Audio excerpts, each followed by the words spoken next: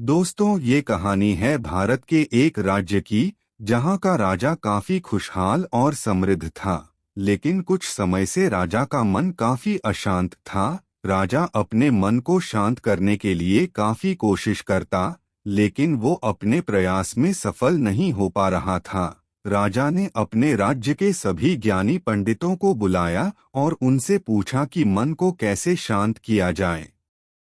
सभी पंडित अपने अपने हिसाब से राजा को मन शांत करने का तरीका बताते, लेकिन कोई भी उपाय कारगर सिद्ध नहीं हुआ। एक बार राजा के दरबार में एक व्यक्ति आया और उसने राजा से कहा, मैं आपके मन को शांत कर सकता हूँ। राजा ने जब उस व्यक्ति से ये सुना तो वो बहुत खुश हुआ। उसने उस व्यक्ति से कहा कि अगर तुम ये करने में कामयाब हो गए तो मैं तुम्हारी मनचाही इच्छा पूरी कर दूंगा। राजा के ये वचन सुनकर उस व्यक्ति ने कहा, राजन, तुम्हारा मन मैं तो नहीं शांत कर सकता, लेकिन एक महात्मा है जो तुम्हारा मन शांत कर सकता है। वो कोई आम महात्मा नहीं बल्कि बहुत ही तेजस्वी और ज्ञानी महात्मा है। वो महात्मा आपकी ये समस्या जरूर दूर कर देगा। राजा ने उस व्यक्ति से पूछा कि वो महात्मा मुझे कहाँ मिलेगा।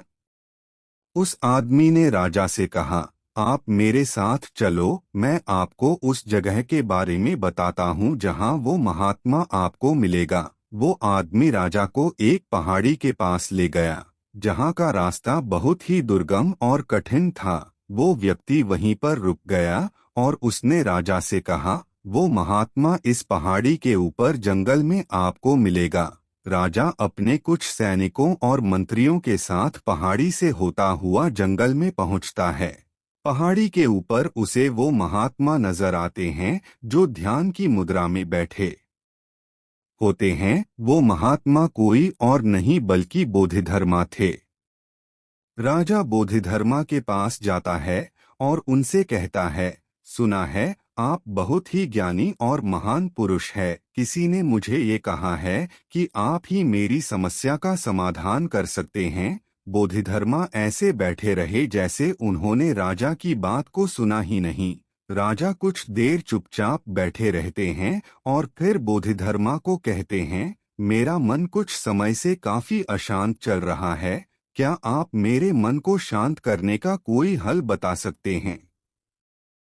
बोधिधर्म राजा की बात सुनकर कहते हैं कि तुम्हारा मन अशांत क्यों है? राजा ने कहा, मेरे पास वैसे तो किसी भी चीज की कमी नहीं है। मेरा राज्य काफी खुशहाल है और जनता भी बहुत खुश है, लेकिन मेरे अंदर सिर्फ एक ही कमी है कि मेरा मन शांत नहीं है। अगर कभी थोड़ी देर के लिए शांत हो भी जाता है तो कुछ समय के बाद फिर अशांत हो जाता है। क्या आपके पास मेरी इस समस्या का कोई समाधान है? बोधिधर्मा ने राजा से कहा, हाँ, मेरे पास तुम्हारी इस समस्या का हल है। मैं तुम्हारे मन को शांत कर सकता हूँ। बोधिधर्मा की बात सुनकर राजा बहुत खुश हुआ और उनसे पूछा, मुझे इसके लिए क्या करना होगा? बोधिधर्मा ने मुस्कुराते हुए राजा को कहा, कल सुबह तुम मेरे पास आना, लेकिन याद रहे बिल्कुल अकेले आना। राजा ने कहा कि ठीक है, कल सुबह मैं आपके पास आ जाऊंगा। बोधिधर्मा ने राजा से कहा कि एक बात याद रखना, अपने साथ अपने अशांत मन को जरूर लेकर आना। राजा ने हैरानी से बोधिधर्मा की तरफ देखा और बोला, आपने क्या कहा? कृपया एक बार अपने शब्द फिर से दोहराएं। शायद मुझे कुछ सुनने में गलती हुई है। बोधिधर्मा राजा को फिर कहते हैं, कल सुबह जल्दी आना और अपने साथ अपने अशांत मन को जरूर लेकर आना। राजा ने सोचा, लगता है ये कोई पागल है जो ऐसी बात कर रहा है।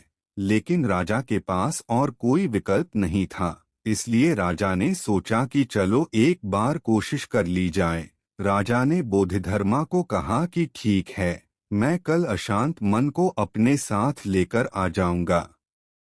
अगले दिन सुबह सवेरे राजा बोधिधर्मा के पास पहुंचता है और कहता है कि मैं आ गया हूँ। बोधिधर्मा ने कहा, तुम तो आ गए हो, लेकिन तुम्हारा अशांत मन कहाँ है?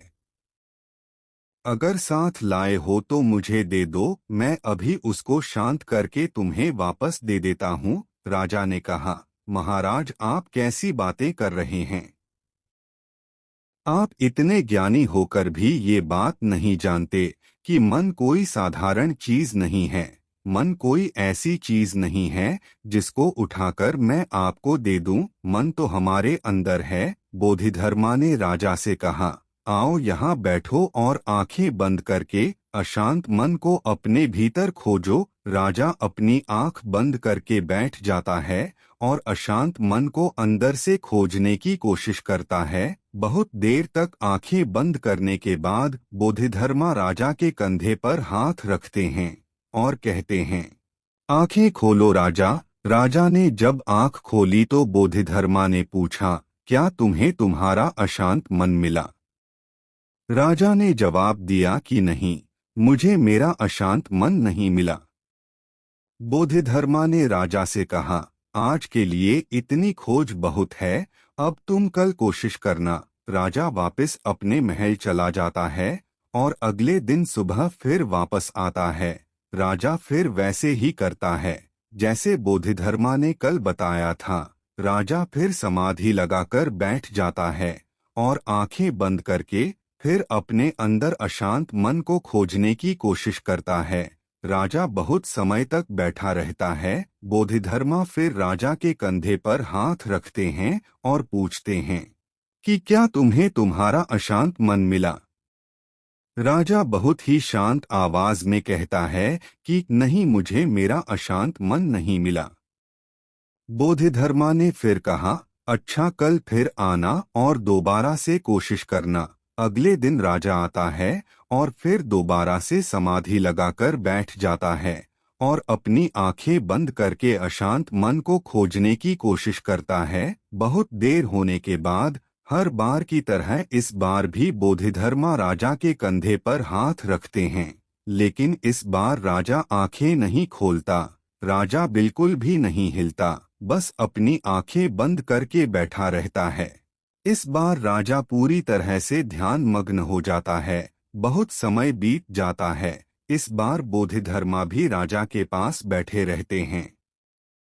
राजा को बैठे हुए पूरा दिन बीत जाता है, पूरी रात बीत जाती है और अगले दिन सुबह राजा अपनी आंखें खोलता है और अपना सिर बोधिधर्मा के चरणों में रख देता है और कहता है कि मुझे मेरा अशांत मन तो नहीं मिला, लेकिन मुझे परम शांति जरूर प्राप्त हो गई है, जिसकी तलाश में मैं भटक रहा था।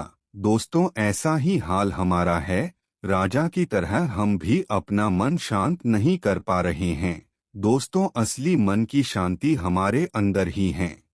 इसलिए अगर हमें मन की शांति चाहिए तो उसे अपने भीतर ही खोजना होगा। दोस्तों, इस कहानी से हमें ये शिक्षा मिलती है कि अगर हम परम शांति को पाना चाहते हैं तो उसे अपने अंदर ही तलाश करना होगा।